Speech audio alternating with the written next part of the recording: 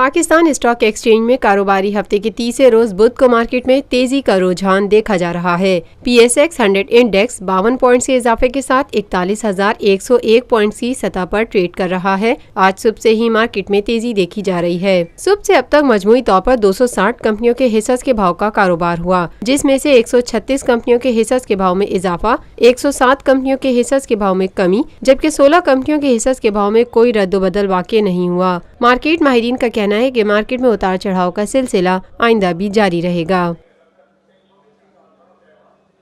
Lotus Lake Towers, a groundbreaking endeavor by Lotus Properties.